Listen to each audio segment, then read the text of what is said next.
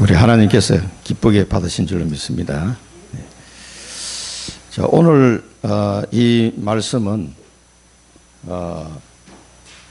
바벨론 왕에 대한 예언입니다. 그런데 이 내용을 본문을 가만히 보시면은 뭔가 좀 다르다는 걸 느끼실 거예요. 바벨론 왕을 두고 한 심판 예언인데 사실은 사단에 대한 심판의 예언이에요, 이게. 그래서 많은 신학자들이 사단에 대한 예언으로 아주 중요한 성경 구절이 이사야 14장하고 에스겔서 28장에 나옵니다. 그걸 보면은 사단이 어떤 존재라는 것을 우리가 정확하게 알 수가 있고, 사단은 어떻게 하나님께서 사단을 멸하실 것인지 자세하게 잘 나와 있습니다. 그리고 요한계시록하고 창세기 앞부분 좀 하고, 이렇게 보시면은 그 다음에 에베소서 이 내용하고 이렇게 보면은 오늘 정확하게 사단의 존재가 어떤 존재인지 꼭 기억하시고, 하나님께서 사단을 어떻게 멸하실 것인지 이걸 오늘 꼭 언약을 잡고 가시면 좋겠습니다. 그래서 사단에게 속지 말아야 돼요. 자, 여호와께서 통치자의 귀를 꺾으셨도다. 근데 지난 주간에 우리가 받은 말씀이, 하나님은 이 우상숭배 때문에 온 세계 이 죄를 범하고 하나님을 떠난 인간들이 살아갈 수 있는 방법이 우상숭배밖에 될 수가 없어요. 그래서 창세기 6장에 보면 네피림이 되었더라 그렇게 말하고 있거든요. 그렇게 완전 사단막이 더러운 귀신들에 쏘아가지고 멸망을 자초하는 거죠. 이 진노의 날을 있기 때문에 하나님께서는 준비를 하셨는데 그 영적 군사를 준비합니다. 네피림 시대 때 누구를 준비해서 노아를 딱 준비해 놓으셨어요. 하나님은 멸하시는 날이 있다고 말씀하시는 멸망의 날이에요. 여러 가지 기회를 주시고 오래 참으시지만은, 그러나 그래도 해결이 안 될 때는 반드시 멸망의 날을 하나님 허락하십니다. 그래서 이 사실을 아는 우리는 뭡니까? 이걸 막기 위해서 237 선교를 해야 되는 거예요. 지금도 우상숭배가 뭔지도 모르고 그게 복을 주는 줄 알고, 여러분 가보시면 유치하기 짝이 없는 그런 우상 섬기고 있는 나라가 전부 다입니다. 일본에 우리 권사님 일본에 계시는 게 잘 계십니다. 저도 일본에 출장 때문에 자주 갔었는데 가보면은 막 800만 우상이라고 그래요. 800만 우상. 모든 게 신이라. 가미사마. 그걸 섬기고 있단 말이에요. 그러니까 그 나라에 하나님의 축복이 임할 수가 없어요. 계속 어려움이 닥칠 수밖에 없습니다. 그래서 특히 우리 동양 지역에도 마찬가지고, 온 동네 가보면 집집마다 식당에도 이렇게 뭘 차려놓고 관운상 만들어 놓고 절하고 나무에도 절하고 돌에 절하고, 우리나라도 똑같았습니다. 이런 상황이 있으면 멸망의 길을 갈 수밖에 없어요. 여기에 우리는 복음을 전해야 되는 사명을 꼭 발견해야 되겠습니다. 하나님은 이들이 그냥 망하기를 원하시는 게 아니에요. 하나님의 죄로 인한 오는 이 문제에 대해서는 진노와 멸망을 하나님 반드시 준비해 놓으셨단 말이에요. 그건 어쩔 수가 없어요. 그래서 마귀도 마지막에 지옥으로 멸하시는 거예요. 자, 그래서 이스라엘의 회복의 날이라고 그러는데, 이 회복의 날이 하나님이 우리에게 주시는 메시지입니다. 우리를 하나님 이 시대의 마지막 때에 말세 중에 말세잖아요. 예수님이 승천하시고 재림하는 그 사이가 말세라고 하는데 벌써 2000년이 지났어요. 이 날에 그리스도의 제자로 우리를 부르신 겁니다. 그래서 우리에게 정인으로 세우신 거예요. 증거를 주셔가지고. 그러니까 이 그리스도가 나와 함께 하시고 내 삶 속에 어떻게 이 이름이 어떤 이름인지를 체험해보지 않으면은요, 제자로 설 수가 없어요. 여러분 이거 공부해가지고 전달해보지 전달이 되는가? 암만 지식이 많아도 안 돼요. 신학 박사가 해도 전도가 안 된다니까. 아는 거는 많은데 왜? 정인이 안 돼서 그렇죠. 정의만 돼보면 간단하다니까. 정의는 담대하게 말할 수 있으면 누가 뭐라고 그래도 얘기할 수 있어요. 왜? 맞거든. 그리고 성경 말씀과 하나님이 우리에게 주신 증거를 가지고 딱 증거하시면 복음이 들어가게 되어 있습니다. 그래서 우리를 대사, 정인 이렇게 말씀하셨어요. 영광스럽게 이 나의 정체성이 여기에 와 있다는 걸 여러분 꼭 기억하셔야 됩니다. 얼마나 영광스러운 자리입니까, 이게. 이게 아무나 갈 수 있는 자리가 아니에요. 오다 보니까 뭐 내가 교회 권사가 되고 장로가 된 게 아닙니다. 하나님이 에베소 1장에 보면 창세 전에 나를 택하셨다고 했어요. 아니, 이 지구가 생기기 전에 나를 선택하셨다는 거 도대체 그게 뭔 말입니까, 이게? 우리 집사님을 지구가 생기기 전에 하나님이 벌써 알고 딱 선택하셨다니까. 때가 되매 몇 년, 몇 월, 며칠 날 하나님이 딱 구원해가지고 제자로 쓰시겠다고 준비를 다 해놓으신 거예요. 이게, 여러분, 믿으십니까, 이게? 상상이 안 가는 일이잖아요. 우리가 보통 사람이 아닙니다, 이게. 하나님의 은혜로. 그래서 우리는 세계 선교를 하기 위해서 좀 더 구체적으로 뭐를 준비해야 되느냐. 이 다민족들이 올 수 있는 준비를 해야 됩니다. 또 병든 자들이 너무 많아요. 병든 자들이 올 수 있는 치유. 그래서 구약시대 때 그 성전에 세 가지 뜰이 있었단 말이에요. 이방인의 뜰. 아브라함 때부터 하나님 말씀하셨어요. 너로 말미암아 천하 만민이 복을 받게 될 것이다. 이 축복이 계속 흐름이 지금도 내려오고 있습니다. 땅끝까지 정인이 되리라. 모든 민족 제자 삼아라. 똑같아요. 지금도 우리에게 이 말씀을 하고 계시는 겁니다. 그래서 여러분의 다민족에 대해서 나는 뭐 별로 마음이 안 생긴다. 그런 사람은 영적으로 병든 사람이에요. 하나님의 말씀을 우습게 보는 거거든. 그 자체가. 이거 뭐 목사님 하는 나는 뭐 별로 관심이 없다. 이런 사람은요, 영적으로 병든 사람이라니까. 빨리 치유받아야 돼요. 우리 한국 사람만 다 노아의 후손이라니까. 237. 이방인을 생각해야 됩니다. 이 사람들을 살려야 돼. 이게요, 여러분 마음속에 막 부글부글 끓어야 돼요. 부글부글 끓어야 돼. 이 이방인들. 여러분 외국에 나가보시면 알잖아요. 너무너무 막 이상하게 사는 사람이, 민족들이 왜 그렇게 많은지. 우리나라는 상거지처럼 살아가는 사람들이 있어요. 그 중에서도 또 이렇게 가난한 사람들 보면 비참하기 짝이 없어요. 우리 60년대하고 비슷해 보여요. 먹을 거 없던 그런 시절에. 그래서 병든 자를, 이게 영적 문제가 심각하게 자꾸 돌아갈수록 정신 문제 계속 옵니다. 스트레스 못 이겨요. 갈수록 이게 심해진다니까. 그래서, 우리 지난번에 몽골 같이 가던 분들이 그 자살 예방하는 그 본부인데, 이름이 자살 예방이라는 게 너무 조금 그렇다. 그래서 이름을 바꿨어요. 청소년 희망본부, 뭐 이런 식으로 이름을 조금 하게 바꿨더라고요. 약간 그럴듯하게. 그래서 그분들이 와서 몽골 청소년들에게 50만 원씩 이게 장학금도 주고, 세 사람에게. 그렇게 했어요. 아자 동생하고 빠기 두 딸, 이게 50만 원씩 주시더라고. 그래 이제 뭐 이게, 그렇게 했는데, 이 청소년들이 왜 이렇게 자살을 많이 하냐, 지금. 굉장히 이게, 옛날 우리 자랄 때보다 훨씬 더 잘 사는데, 지금 생각해 보면요. 훨씬 잘 살고 환경이 좋은 것 같은데, 많이 자살해요. 왜 그러니까? 이게 정신적으로 스트레스가 넘어오는 거예요, 이게. 예수님이 미리 예언하셨어요. 계속 이런 문제가 점점 더 심각하게 될 겁니다. 그래서 이상한 사건들이 막 많이 터져요. 내가 일본 출장 갈 때마다 가면 뉴스를 봅니다. 왜? 이 듣기 연습하려고. 내일 일본 애들하고 회의를 해야 되니까 연습 삼아 뉴스를 쫙 보는데 이상한 사건이, 상상이 안 되는 사건들이 계속 터지는 거예요. 갈 때마다 그게 나와. 그래가지고 뭐 이렇게, 아니 멀쩡한 유치원에 한 녀석이 칼도로 들어가서 애들을 막 찔러 죽여버린 거예요. 그래 이거 막 쳐놓고 난리가 났더라고. 미국도 그 비슷한 일이 있었는데, 일본도 30년 전에, 우리나라는 그런 문제는 그 당시에는 없었거든요. 아니 몽둥이 들고 있다가 버스 종점에 딱 도착, 사람 몇 명 없잖아요. 맨 뒤에 딱 앉아다 야구방망에 딱 숨겨갔다 뒤통수를 그냥 때리면서 나가는 거예요. 자기하고 아무 상관없는 사람을. 그래 뭐 사건 터진 거, 뭐 이 별의별 사건. 그 당시 우리로서는 도대체 저 사람들이 왜 그렇지? 도저히 상상할 수 없는데, 지금 우리나라가 그렇다니까, 지금. 그게 왜 그러냐면 정신 문제가 계속 오는 거예요, 사람들이. 이게요, 영적인 문제로부터 시작된 거거든요. 이거를 복음을 모르는 사람은 이걸 치유를 해줄 수가 없어요. 약 안만 먹어도 소용없습니다. 그런데 일본에도 자폐아들이 많아요. 거기는 어떻게 하냐면은 아이들이, 우리 지혜같이 덩치 이런 애들이 그 동네가 뭐 자판기 있잖아요. 딱 보면 자판기하고 꼴 보기 싫어. 동네 길가에 이게 해놨는데 이 불빛이 뭐 반짝해. 그런데도 이 민감하게 반항하는 애들이 있거든. 그래 막 이런 막 두드리는 거야. 싫다고. 그러면 그 동네에서 회의를 해가지고 자판기를 치운답니다. 이 아이를 위해서. 거기는 그 정도로 때가 있어, 일본에는.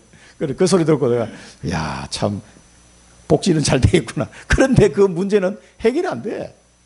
복음이 없으면 해결 안 된다니까, 이게. 진짜입니다.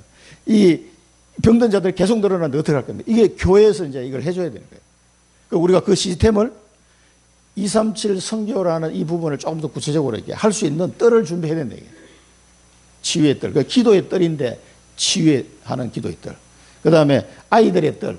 렘넌트들을 서밋으로 세워나가는데 렘넌트들이 자기 달란트가 뭔지, 우리 청주에도 옛날에 내가 장로 때 청소년들 모아가지고 이렇게 쭉 한번 할 때 아무것도 나는 비전이 없는 사람, 나는 뭘 해야 될지 아무것도 모르겠던 사람 담당을 내가 했었어요. 자기가 갈 길이 정해진 사람은 분야별로 딱 가고, 그러고 오라고 그랬더니 애들이 뭐 열 몇 명이 우르르 몰려왔어. 애들이 달란트가 뭔지 이게 전혀 발견이 안 되는 거야. 그러니까 고등학교 3학년인데도 장로님 나는 앞으로 어디를 가야 될지 모르겠습니다 그러더라. 아니 고3이 됐는데도 모르고 있으면 어떡할 거냐. 너 대학을 지금 들어가야 되는데. 그러고 있다니까. 그래서 이 아이들이 자기의 달란트를 찾아서 하나님의 축복을 받도록 하나님이 주신 게 있다니까. 그래서 천재, 하늘 천재다 재능할 때 제자예요. 이게 하나님이 주신 재능이 다 있어요. 그걸 발견이 안 되니까 내가 어디로 가야 될지 모르는 거예요. 또 대학에 들어와서 전공했다가도 후회하는 사람이 너무 좀 많습니다. 법대를 가야 될 사람이 전자공학과 와 있는 거예요.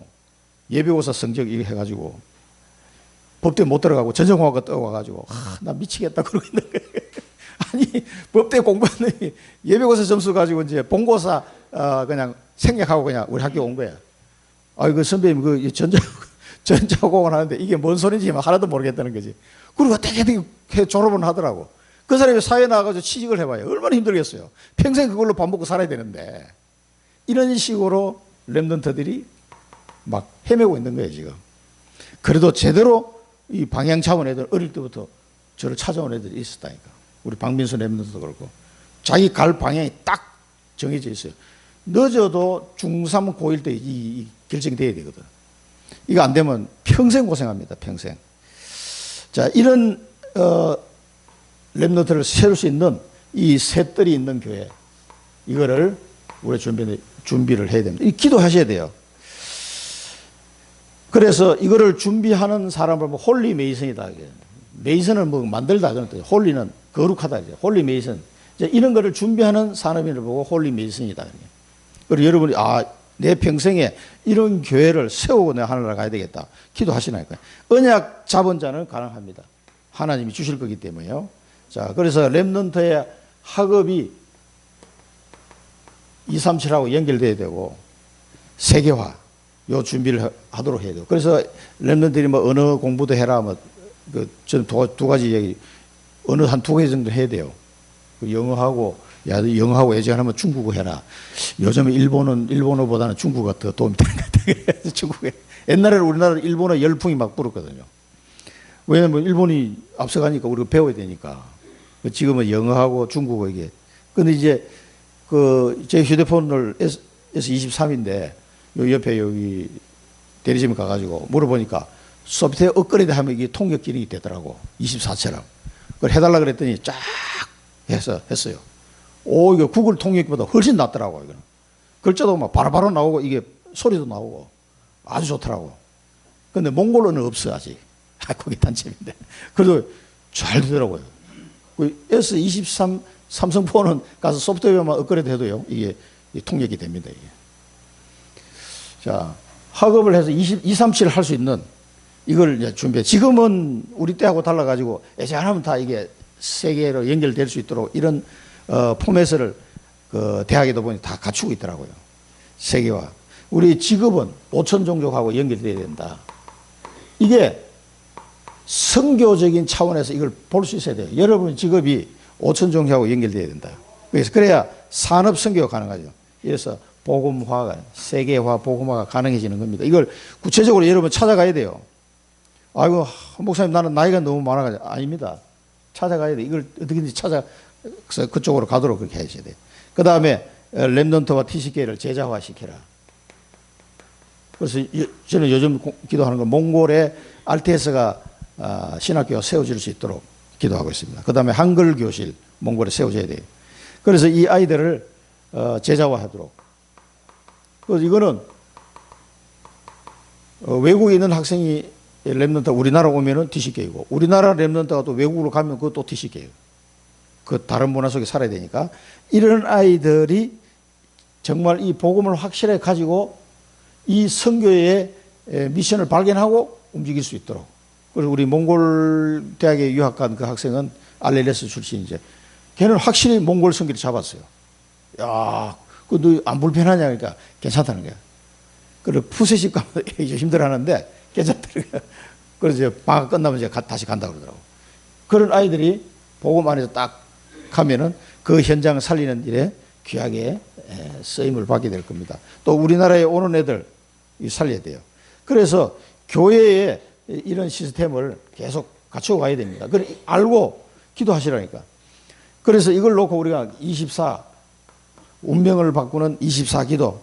그래서 언약을 잡아야 24 기도가 되어집니다. 하나님의 말씀이 그저 그런가 이렇게 생각해가지고는요 24 기도 택도 없습니다. 안 돼요. 하려고 그래도 안 돼요. 그러나 하나님이 주신 게 딱 내 마음에 각인이 딱 되잖아요. 그럼 하나님과 나하고 소통이 되면서 저절로 24가 됩니다. 25 응답은 세계를 살리는 25 응답이 옵니다. 그래서 요셉이 총리가 되니까 다 살리는 거예요. 그 노예로 간 사람이 총리가 될 줄 어찌 알았겠습니까? 영원한 응답이 오게 됩니다. 영원한 응답은 미래를 살리는 그런 축복을 누리게 됩니다. 우리가 이거 해놓고 가야지. 뭘 하겠습니까? 이게 이제 교회 시스템으로 그래서 뭐 힐링 하우스다, TCK 하우스다, 홀리면 쭉 나왔죠. 그리고 이방인의 뜰. 자, 세 뜰 중에서 여기서 길을 가르쳐요, 길을. 성령 인도를 받는 길이 뭐냐? 이 다민족들이 와가지고 한국에 돈 벌러 오고 또 뭐 유학 오고 이렇게 왔지만 이 아이들 중에서 하나님이 준비해 놓은 아이들이 있단 말이에요. 이 사람들을 성령 인도 받도록. 그리고 하나님이 왜 당신을 여기 불렀는지. 그래서 우리 그 내수에 사는 문구채책 같은 경우는 확실히 이 복음이 뿌리 내렸어요. 왜 한국 남자하고 결혼해서 여기 와서 살게 됐느냐. 이제 이유를 알게 되는 거예요. 그러니까 몽골 선교에 대한 이걸 자기 나라 선교에 대한 이걸 엄청 마음을 가지고 기도하고 있어요. 그러니까 선교사님 갈 때마다 몽골에 이제 자기 친척들, 가족들이 살고 있으니까 이번에 어디 가면 누구를 만나 주세요. 어디를 가면 누구를 만나 자기 친척들을 여기 앉아가지고 기도하면서 선교사님 갈 때마다 안내를 하는 거야. 그리고 간 김에 그 이제 가족들을 만나고. 근데 이상하게 이 가족들을 만나면 다 예수 영접하는 거예요. 그리고 이제 문구체제에 의해서 기도를 많이 하는 것 같아. 그 몽골 아줌마는 한국말도 잘합니다, 지금. 그러니까 이 사람들이 길을 찾으면요, 그 선교 현장에 굉장히 문들이 열리게 돼 있어요. 그리고 치유의 뜰. 이 질병 치료는요, 눈을 열어줘야 된다. 그래, 영적 치유가 여러분 중요하다는 거 아셔야 돼요. 영적 치유, 마음 치유, 육신 치유. 내 영혼이 치유가 안 되면요, 전부 다 이게 껍데기예요, 껍데기. 좀 나은 것 같은데 또 재발하고, 나은 것 같은데 재발. 안 됩니다. 영적 치유되고 그 마음이 치유가 돼야 돼요. 그 상처가. 그러려면 복음밖에 없어요. 하나님의 사랑 외에는 그걸 치유해 줄 힘이 없다니까. 그 눈이 열리도록 치유의 뜰에서는요. 그 다음에 아이들의 뜰에서는 이유를 알도록, 왜 그리스도를 믿어야 되는지 이유를 알도록. 제가 처음 복음 전했던 그 대학 후배가 이유를 모르겠다 그래가지고 내가 바로 복음을 해야지. 왜 내가 교회를 다녀야 되고 예수를 믿는지. 권사 아들인데 나는 이유를 모르겠다 그러더라고. 그래? 내가 이유를 가르쳐 줄게. 간단하게 5분 딱 설명했더니 딱 반응을 보이더라고. 이유를 알려줘야 돼. 이 아이들이 왜 그리스도를 해야 되는지, 왜 기도해야 되는지, 기도의 비밀, 왜 하나님의 나라에 대한 미션을 내가 붙잡아야 되는지, 이런 이유들을 알려줘야 돼요. 그러면 이 언약을 잡고 이 아이들이 성장하게 될 겁니다. 그래서 우리는 오순절 날 지난주에 보혜사에 다른 보혜사 성령을 보내주시겠다고 약속하셨는데, 이 보혜사 성령의 충만한 은혜를 하나님이 뭐예요? 약속하실 거예요, 약속. 이 약속을 누리시기 바랍니다. 이걸 실제로 체험하셔야 돼. 아, 이거 지금 저는 이 말이 뭔지도 모를 때 충만한 은혜를 체험했어요. 25살 때. 대학 졸업하고 집에 와보니까 집은 쫄딱 망해 있고, 이야, 이게 뭐, 앞이 캄캄하더라고. 막 어머님은 쓰러지고, 막 아버님은 막 배째라 그러고, 막 빚쟁이 맨날 여러분 그 옛날에 그 조폭 같은 빚쟁이들 있잖아요. 우리 집에 매일 오는 거야. 이번에는 이쪽 팀에서 오고, 이번에는 저쪽 팀에서. 그 아버님 사오면서 빚이 얼마나 졌는지. 은행 빚은 뭐, 다 차업딱지 다 붙어버리고, 은행에 가져가면 이제 사채 빌린 사람들이 못 받아가잖아. 은행이 우선은 가져가니까. 그러니까 이 사람도 가지고 돈 내놓으라고 막 매일 찾아오는 거. 야, 이게 무슨 일인가 싶더라고. 정신이 하나도 없어. 그때 처음으로 기도해 봤어요. 사람들이 기도하다가 막 울면서 기도하는 아저씨를 내가 교회에서 이렇게 보면은 저 아저씨는 교회 와서 왜 울지? 내 대학 다닐 때 그렇게 했거든요. 아이, 근데 그날따라 막, 야, 이제 이 큰일 났다. 우리 집 이제 다 죽었다. 이 생각되니까 나도 모르게 기도했다니까. 3일 동안 기도를 하는데요. 어떻게 눈물이 쏟아지는지 막 감당이 안 되는 거야, 이게는. 하나님께서 성령으로 막 충만하게. 나는 그때 아무것도 몰랐는데 예수 그리스도 이 말밖에 몰랐어요. 예수 믿고 하나님 자녀 요거밖에 몰랐다니까. 근데 기도하는데 그냥 쏟아지는데 이게 내가 감당이 안 되는 거야. 야, 이게 뭔 일이지 싶더라. 그렇게 기도하는데 내 마음에 확신이 탁 들면서 평안함이 찾아오기 시작하는 거야. 3일 기도했는데. 그거 뭐 돈도 없지. 어디 이제 군대는 가야 돼. 석 달 뒤에 군대는 가야 되는데 영장 들고 이제 집에 와가지고 졸업해가지고 와보니까 그런 상황이에요. 그러니까 어디 갈 수도 없어. 돈이 하나도 없어가지고. 걸어 다녀야 돼. 그러니까 집에 처박혀가지고 계속 기도한 거야. 그때 하나님 막 은혜를 주시더. 근데 3일째 되는 날은 진짜 예수님이 내 앞에 서 있는 듯한 느낌. 그때 내 느낌으로는 그런 느낌이 들었어. 아, 내 기도를 하나님이 들으시는구나 하는 게 처음으로 내 가슴 속에 확 느껴졌어요. 정말 그때 했던 기도를 하나님이 싹 다 응답하셨다니까. 놀랍죠. 그때부터 예배가 막 회복되기 시작한 거예요. 내 자신이. 예배 드리러 가는데 막 얼마나 기쁜지. 옛날에 다녔던 대학 다닐 때 방학 때 오면 다녔던 교회가 있어요. 그 교회가 옛날에 고등학교 친구가 다녔던 교회인데 우연히 한번 따라갔다가 어디 있는지 내가 알아. 그래서 그 교회를 간 거예요. 예배 드리러 가는데 얼마나 예배 드리는데 기쁜지. 난 그 목사님은 나를 모르잖아요. 근데 그 목사님이 나를 위해서 설교를 준비한 것 같아. 어떻게 나를 위해서 이렇게 준비했나. 1시간 반 동안 예배 드리는데 얼마나 은혜가 되는데 5분 지나가는 것 같더라고요. 5분. 벌써 1시간 반이 지났는데 5분 만에 다 지나간 것 같아요. 완전히 쏙 빨리 들어가서 내가 예배를 드렸더니 그 목사님이 내 결혼식 할 때 줄에 서줬어요. 그 목사님 결국은 그 은혜를 체험하고 나니까 막 너무 기분이 좋더라고. 이상하게 너무 행복한 거야. 그 성령 충만. 나 그때는 몰랐어요. 이게 성령 충만인지 뭔지도. 나중에 지나고 보니까 그때 하나님이 성령의 충만 은혜 주셨구나. 여러분 이거를 꼭 체험하셔야 돼요. 막 내 힘이 아니야. 내가 새벽기도 갔다니까 몇 시에 하는지도 모르면서 새벽기도라는 게 보니까 있던데 그걸 간 거예요. 교회 문이 닫혔더라고. 너무 일찍 가가지고. 그래가지고 문도 안 열었는데 혼자 그 앞에서 빙빙 돌다 다시 집으로 돌아왔어요. 처음으로 새벽기도를 간 거예요. 내 마음에. 그래서 새벽기도 처음 어디 가냐. 부활절 연합 예배. 저 대구의 달성공원에서 전 교회 연합으로 예배 드린다고 연락이 와가지고. 그 달성공원까지 걸었어. 집에서. 걸어서 가는데 새벽에 일어나가지고요. 이야, 얼마나 은혜 되는지, 뭔 소리인지도 기억은 안 나는데, 너무 하여튼 좋아, 일단은. 내가 막 구름 위로 걸어가는 느낌이라고 해야 될까. 그런 느낌이었어요. 그 예배 드리러 가는데, 새벽에. 그 성령 충만 은혜를 여러분 체험해버리면요. 여기서 어마어마한 힘이 쏟습니다. 그래서 우리 집은 완전히 망했는데, 나는 편한 거야. 그리고 앉아가지고요. 뭐 어디 갈 때도 맨날 사람들 아무도 집에 혼자 앉아서 예배 드리는 거야, 혼자서. 그게 나 혼자 예배 드리는 건지 몰랐어요. 나도 모르게 그리 되더라고. 그러니까 찬양하고 이번 주일간에 봤던 메시지 성경 찾아보고 또 찬송가가 아는 게 몇 개 없으니까 그 주간에 배운 찬송가 있잖아요. 그걸 놓고 기타로 음을 뜯어가면서 이제 혼자서 부르는 거야. 다시. 근데 그 찬송을 보는데 얼마나 좋은지. 하여튼 나 혼자 천국이야. 집에는 완전 난장판이 돼 있는데 그걸 누가 봤냐? 우리 아버님이 본 거예요. 저 녀석이 뭐 좀 이상하다. 이런 상황에서. 그래서 아버님이 교회 가겠다고 얘기하신 거예요, 저한테. 딱 기도한 지 한 달 만에. 그래서 어머니 아버님이 그때부터 교회를 다니기 시작한 겁니다. 여러분 이 은혜를 꼭 이게 그리고 성령의 은사를 하나님이 주신 게 있어요. 그래서 하나님이 내게 준 성령 은사를 꼭 기억하시고 이거를 잘 활용해 가지고요. 전도하는데 사용하셔야 돼요. 뭘 자랑하려고 하는 게 아니고 요거를 발견하시기 바랍니다.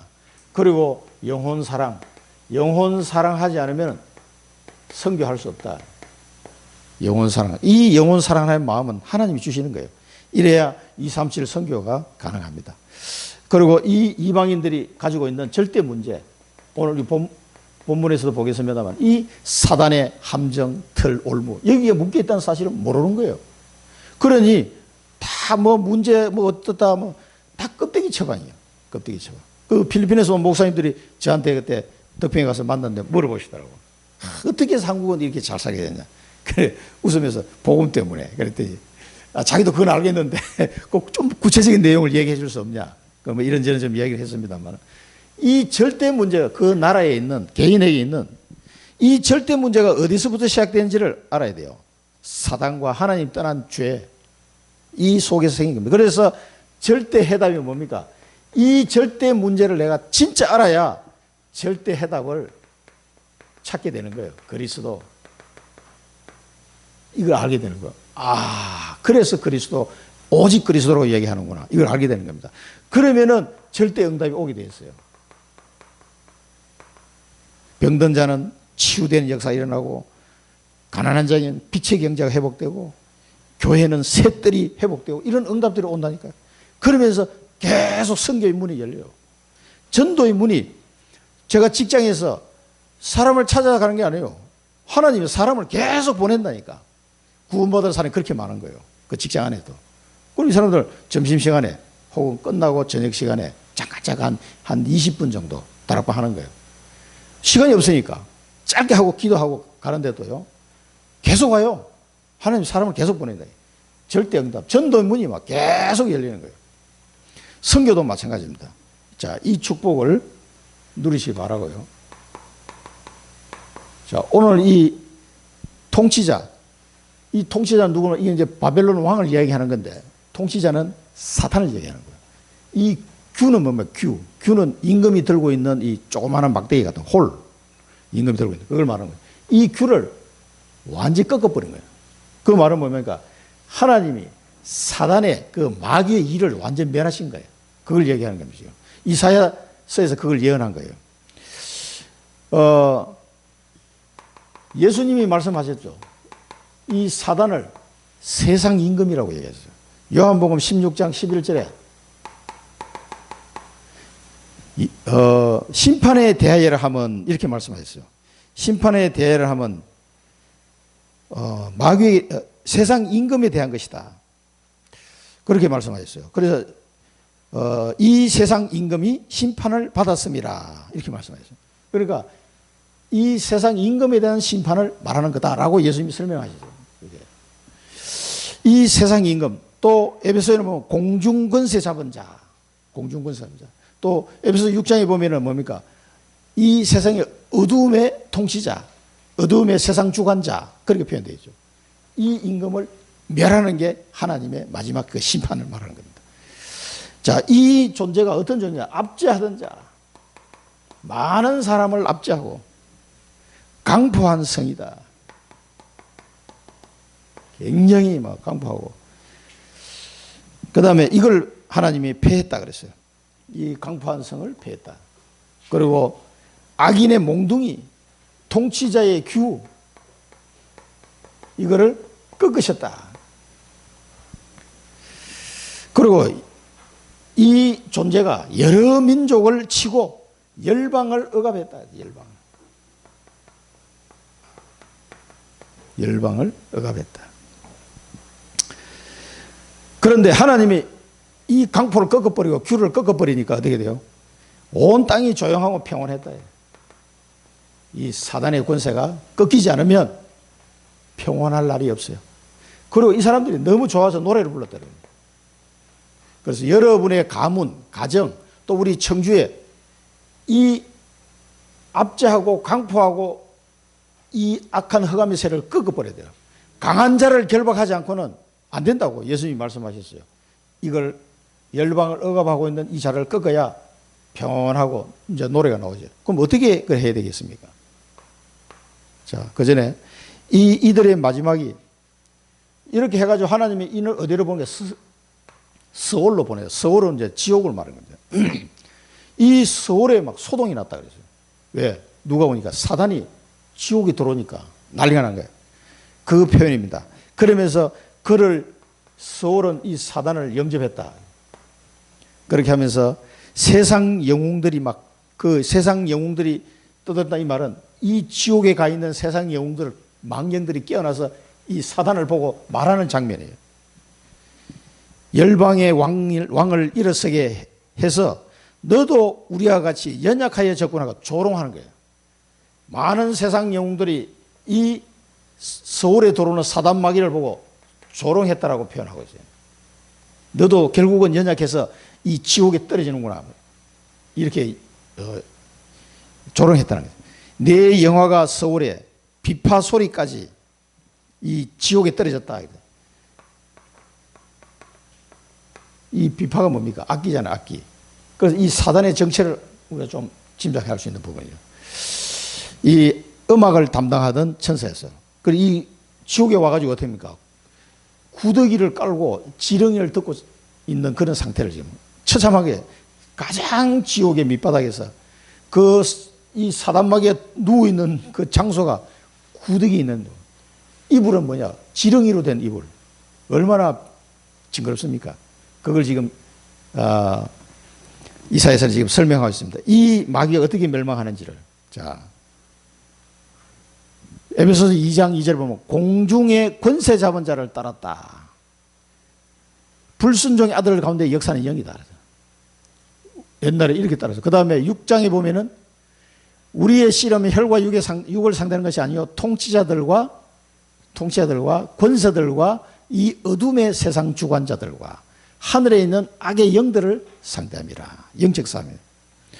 그렇게 에스겔서 28장 13절에 보면 네가 옛적에 하나님의 동산 에덴에 있어서 각종 보석꽃 홍보석과 황보석과 금광석과 황옥과 홍만화와 청옥과 청보석과 남보석과 홍옥과 황금으로 단장하였으며 네가 지음을 받던 날에 너를 위하여 소고와 비파가 준비되었도다. 음악을 담당하는 천사였어요. 원래 얼마나 화려합니까 이게. 이렇게 하나님의 은혜를 받은 존재예요.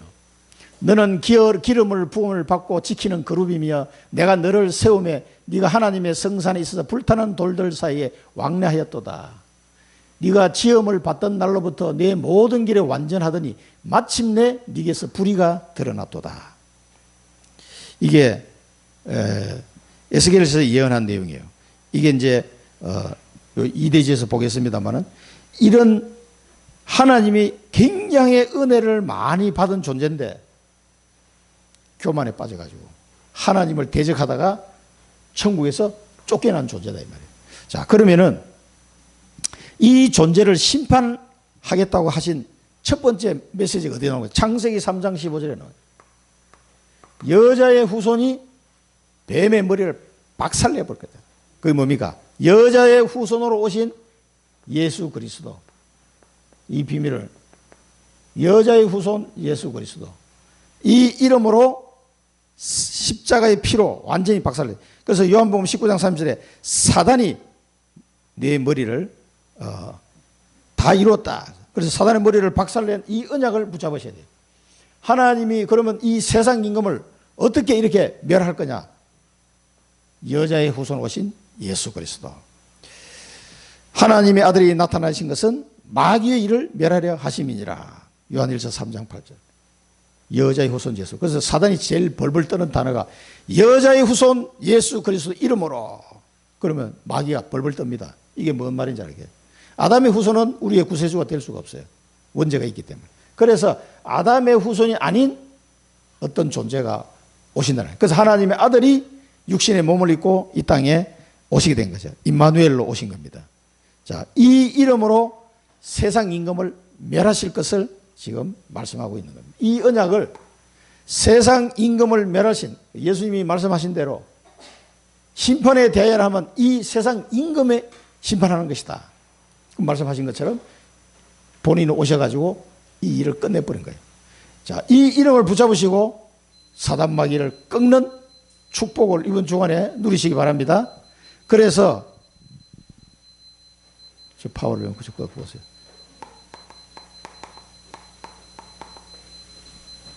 끄세요 그냥 파워를. 자, 네피림 떨어진 자 이렇게 떨어진 자. 네피림은 떨어진 자인데 이게 사단을 말하는 거죠. 아침의 아들 계명성아 하늘에서 떨어지고 땅에서 지켰도다. 그래서 새벽별 계명성아 하늘에서 떨어졌다. 그리고 네가 마음에 이러기를 이 사단의 마음속에 어떤 마음이 들어갔냐면 하나님의 무별 위에서 내 자리를 높이리라.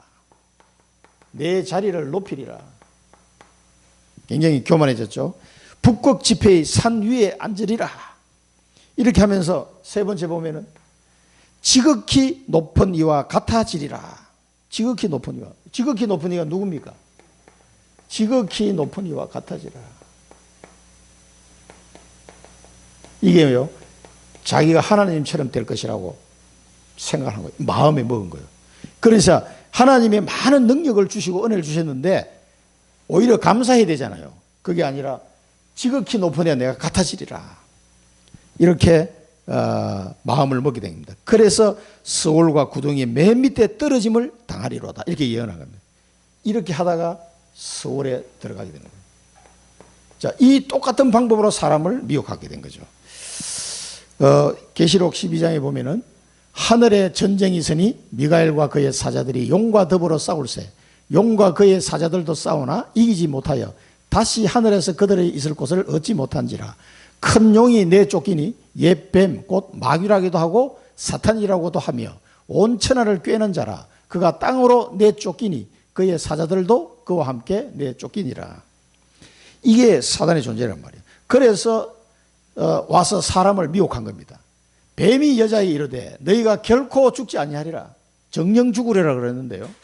너희가 그것을 먹는 날에는 너희 눈이 밝아지다 하나님과 같이 되어 선악을 알 줄 하나님이 아십니다. 하나님과 같이 되어 이 자기가 범죄한 것 똑같은 방법으로 사람을 미혹한 거예요. 하나님과 같이 되어 뭘 하나님과 같이 되어 선악을 알 줄 알아.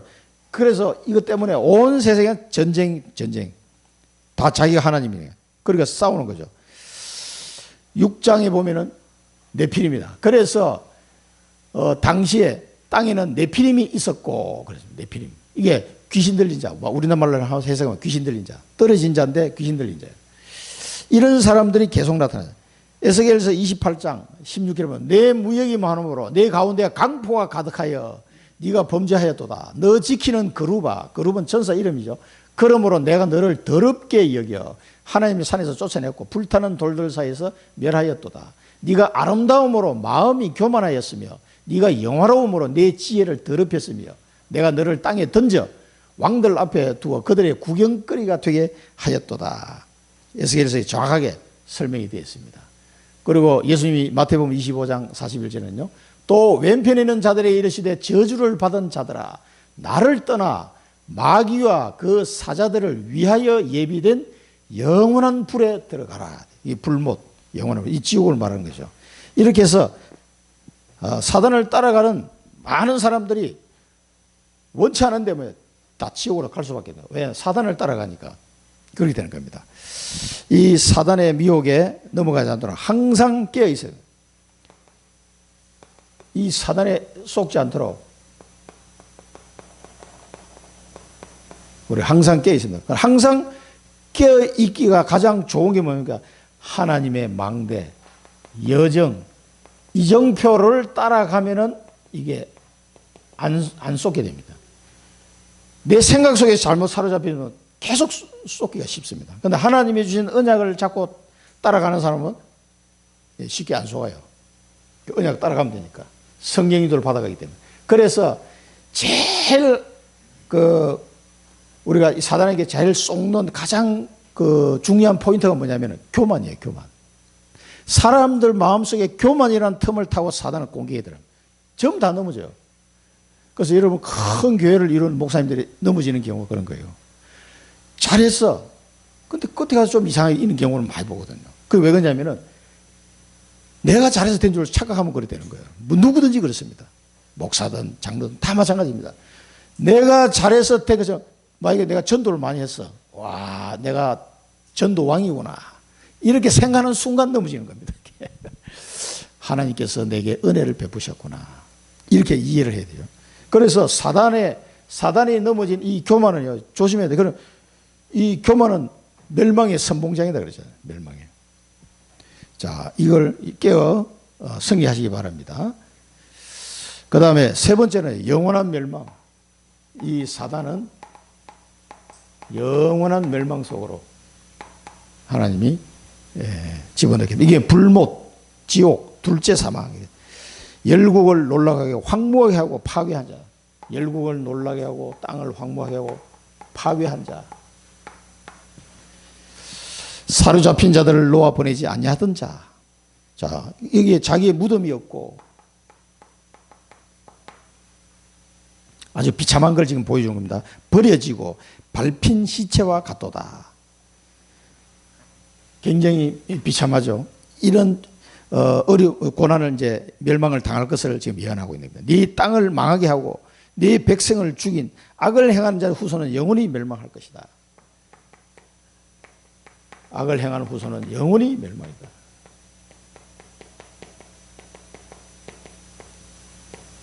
여러분, 악을 행하는 후손이 누굽니까?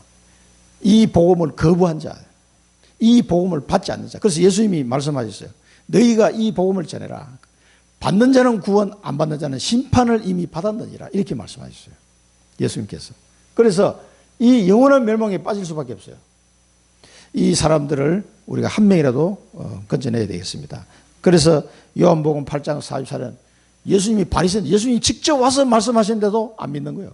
바리새인, 너희 아비 마귀에서 났으니. 그러니까 마귀에게 계속 쏘으니까 이 거짓말쟁이요 거짓의 아비란 말이에요. 마귀가. 그러니까 바리새인들이 막 계속 쏘는 거예요. 뭐 때문에 쏘습니까? 그 지잘났단 맛에 쏘는 거죠. 아, 내가 이래봬도 바리새인인데 뭐 어쨌다니. 예수님을 못 알아보는 거예요. 이분이 그리스도인 줄 모르는 거예요. 지금도 부인하고 있습니다. 이스라엘 사람들이. 그래서 예수님은 요한일서 3장 8절에 마귀의 일을 멸하러 오셨다. 하나님의 아들이 나타나신 것은 마귀의 일을 멸하러 하십니다. 그리고 우리에게 마가복음 3장 15절에 보면 귀신을 내쫓는 권능도 주리 하심이니라.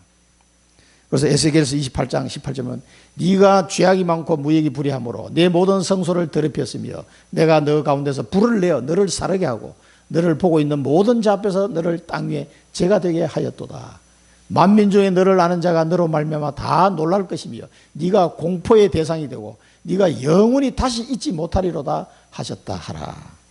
이게 주신 말씀이에요. 그래서 요한계시록 20장에 보면은 또 내가 보매 천사가 무지개의 열쇠와 큰 스쇠를 그의 손에 가지고 하늘로부터 내려와서 용을 잡으니 곧 옛 뱀이요 마귀요 사탄이라. 잡아서 1000년 동안 결박하여 무지개에 던져 넣어 잠그고 그 위에 임봉하여 1000년이 차도록 다시는 만국을 미혹하지 못하게 하였는데 그 후에는 반드시 잠깐 놓으리라. 14절에 사망과 엄부도 불못에 던져지니 이것은 둘째 사망 곧 불못이라 그랬습니다. 여기에 완전히 멸하시겠다는 거죠. 자, 그래서 우리는 하나님이 우리에게 무슨 권세를 주셨어요? 이 사단 마귀를 꺾는 권세를 주셨어요. 그래서 여러분 이 권세를 예수 그리스도 이름으로 기도할 때 이 권세가 있습니다. 이 권세 기도를 매일 하시기 바랍니다. 생각을 때마다 계속해요. 예수 그리스도 이름으로. 여자의 후손 오신 예수 그리스도 이름으로. 이 원수 사단 마귀는 결박을 받고 떠나갈지어다. 영원히 멸망할 것인데 우리 가정과 가문을 여러분 5000년 약 4500년 동안 우리나라에 내려온 이 우상숭배 속에서요 사단 마귀가 얼마나 창궐하고 있겠습니까? 우리 눈에 안 보여서 그렇지요. 여러분 모든 질병, 여러 가지 인생 문제, 뭐 우리 집안도 마찬가지다. 문제가 한두 가지가 아니야. 와, 정신을 못 차릴 정도. 나 예수 믿는데 그동안 우상숭배 해오던 이 후유증이 우리 가정에 확 닥치는 거예요. 물론 그 바람에 어머니 아버님도 예수 믿게 됐지만은 많은 친척들이 예수 믿게 됐습니다. 그 바람에 기도하게 하셔가지고. 그렇지만은 그걸로 인해서 오는 어려움과 고통은 말로 다 할 수가 없어요. 진짜로 고통스럽죠. 그래서 이 멸망은 면했지만은요, 여러분 계속 이 권세 기도를 이제 필요합니다. 영적 싸움을 해야 된다니까. 싸움을 해야 돼. 우리는 하늘나라 가는 그날까지. 우리 가정 가문을 위해서 기도하시고, 여러분 살고 있는 지역, 가는 직장, 또 몽골 계속 기도하시기 바랍니다. 이 권세 기도, 예수 그리스도 이름으로, 이거는 이 존재는 영원히 멸망할 수밖에 없는 존재예요. 그래서 두려워하지 마시고 기도하시면 됩니다. 그리고 아까 나왔는데 사탄 배상설, 유목사님을 공격했던 사람들이 사탄 배상설을 주장한다. 그 사탄 배상설이 뭐냐면 예수 그리스도의 피가 뭡니까? 그 피값으로 사단의 권세 우리 건진했다 이렇게 표현하는 게 요걸 왜곡해서 하는 거예요. 그 사단이 예수님의 피값을 받을 자격이 있어요, 없어요? 없어. 사단한테 피값을 준 게 아니에요. 그 피의 권세로 사단을 꺾어버린 거지. 꺾고 우리를 해방시킨 거지. 그 배상을 사단에게 준 게 아니라니까. 무슨 말인지 알겠습니까? 히브리서 9장에 보면 잘 나와 있어요. 그 히브리서 9장에 보면 예수님이 자기 피로 영원한 속죄를 이루었는데 어디로 들어가셨다? 세상에 속하지 않은 성전으로 들어가셨다는 거죠. 세상에 속하지 않았어요. 어디입니까 거기가? 하나님이 계신 성전이에요. 하늘나라 성전에 가셔서 그 하나님 앞에 이 피를, 자기 피를 확 뿌린 거예요. 대제사장으로서. 대제사장으로서 피를 뿌린 거예요. 그러니까 우리가 손으로 만드는 이런 성전이나 성막이 아니라니까. 사단에게 배상한 게 아닙니다. 그걸 보고 공의의 만족설이라고 합니다. 공의의 만족설. 신학적으로. 그래서 하나님의 공의를 만족시키는 것은 예수 그리스도의 피밖에 없어요. 다른 걸로 안 된다니까. 그 하나님의 공의를 만족시키니까 우리 죄가 사해지는 거죠. 하나님의 공의를 할 것 같으면 우리는 다 죽어야 돼. 처참하게 여기 가야 된다. 서울에 가야 돼. 그런데 그 공의를 예수 그리스도 피로 만족시킴으로써 우리가 용서를 받는 거죠. 그게 공의의 만족. 그거는 16세기에 이미 신학자가 그걸 발표를 했어요. 그걸 많은 신학자들이 그게 정설로 히브리서 9장 10장 읽어보면 다 나와요. 그게 사실은 자세하게 나와 있습니다. 그 제대로 안 읽어보니까 헛소리 하는 거예요. 그러니까 사단의 권세에서 우리를 건져냈다 이 표현을 하는 걸 가지고 싹 이렇게 해가지고 유광수 목사님은 사단 배상설을 주장했다라고 거짓말하는 거예요. 이미 16세기에 끝난 신학이라니까. 그거는 뭘 그걸 가지고 그렇게 사람을 거짓말하고 공격하고 그런 거예요. 꼭 기억하세요. 사단 배상설이 뭔지. 공의의 만족설. 16세기에 나온 거라니까. 그게. 자, 권세기도 예수 그리스도 이름으로 권세기도. 결론은 뭡니까? 이 그리스도를 이번 주간에 붙잡으시고 마귀의 일을 면하신 권세, 이 그리스도 이름으로 마귀의 일을 완전히 꺾으시기 바랍니다. 이제는 이 권세를 누구에게 주셨어요? 그리스도의 제자들에게 주셨습니다. 그래서 우리는 이 그리스도 복음을 전가할 제자로서 사단을 결박할 권세를 내게 주셨다. 이거를 여러분 꼭 언약으로 붙잡고 가셔야 돼요. 그래서 여러분의 기도가 보통 기도가 아니고 이걸 아는 사람 기도는요. 그 사단이 압니다. 아, 이 친구가 정확한 그리스도를 알고 사단의 권세를 꺾는 비밀을 알고 기도하는구나. 이걸 누가 알겠어요? 귀신들이 잘 알아요. 모르고 하면 안 돼. 정확하게 알고야 사정없이 꺾어버리라니까. 이놈들의 영혼이 멸망할 존재들이에요, 이게. 이렇게 끝나는, 스토리가 이렇게 끝나게 돼 있어, 지금. 아직 발악을 하고 있지만.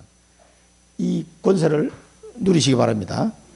마귀의 일을 멸하시고 사단의 그 권세를 결박시키시기 바랍니다. 그래서 우리에게 재림주로 오시고 심판주로 오셔서 모든 사단과 사망과 음부의 권세를 완전히 멸하신 그 요한계시록에 나온 것처럼요. 이때 끝나는 겁니다. 예수님이 재림하셔 심판해야지 완전히 끝나는 거예요. 이때는 사단과 음부와 사망이. 그래서 하나님의 자녀는 예수님이 말씀하셨어요. 너희가 살아서 나를 믿는 자는 영원히 죽지 않으리라. 너희가 이것을 믿느냐? 영원히 안 죽는다. 믿습니까? 이게 믿어져야 돼요. 아니 난 살다가 죽어야 되는데. 아니요. 그래서 믿는 자는 육신이 죽는 게 아니라니까 이게. 영원히 사는 거라니까요. 천국으로 이사 가는 거. 장례식이라고 부르면 안 돼. 천국 환송식.